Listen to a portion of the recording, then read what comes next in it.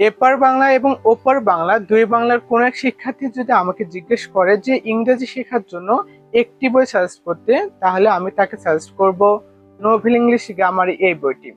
Novel English grammar এই বইটি কেন আমি সাজেস্ট করব, এই বইয়ের মূল বিশেষত্বই বা কি রয়েছে, এই বইটি কাদের জন্য এবং কিভাবে সাজানো রয়েছে বিস্তারিত আলোচনা করব আজকের এই ভিডিওটিতে। প্রথমে আসি, নোভেল ইংলিশ গ্রামার এই বইটি কাদের জন্য উপযোগী হতে যাচ্ছে এই বইটি। আমাকে যদি বলা হয় যে একজন একাডেমিক শিক্ষার্থীকে এই বইটি পড়তে পারবে, আমি বলবো হ্যাঁ। অ্যাডমিশন শিক্ষার্থী তবু হ্যাঁ, এবং যে জব ক্যান্ডিডেট রয়েছে, জবের প্রত্যাশা করতেছে এবং জবের প্রিপারেশন হচ্ছে, তাদের জন্য কি এই বইটি হেল্পফুল হবে, আমি বলবো হ্যাঁ। কেননা নোভেল ইংলিশ গ্রামার এই বইটি শুরু করা হয়েছে একেবারে লেটার থেকে, যে ইংরেজির A to Z আলোচনা করা হয়েছে এই বইটিতে। এই বইটিতে ইংরেজি গ্রামারের এমন কোন টপিক নিয়ে যে ইনক্লুড করা হয়নি। ইংরেজি গ্রামারের যতগুলো টপিক রয়েছে সকল টপিক তুমি পেয়ে যাবে এই বইটিতে।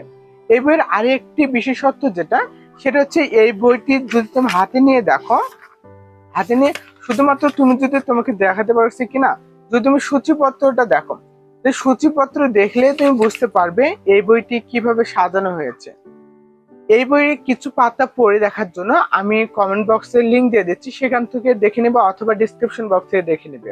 এখন আসি এই বইটি কিভাবে সাজানো হয়েছে। নোভেল ইংলিশ গ্রামার এই বইটি এমনভাবে সাজানো হয়েছে যেখানে লেটার থেকে শুরু করে অ্যাডভান্স লেভেলের সকল টপিক এখানে রয়েছে, অর্থাৎ ইংরেজি গ্রামারের পূর্ণাঙ্গ একটি বই এই বইটি। এই বইয়ের মূল বিশেষত্ব আরেকটি যেটা রয়েছে, সেটা হচ্ছে এই বইটিতে প্রত্যেকটি ইংরেজি বাক্যের বাংলা অনুবাদ সংযুক্ত করা হয়েছে, এবং এই বইটি যদি কেউ হাতে নেয় তাহলে তার আর কোনো ইংরেজি শিক্ষকের প্রয়োজন হবে না, এই বইটি তার গৃহশিক্ষকের কাজ করবে।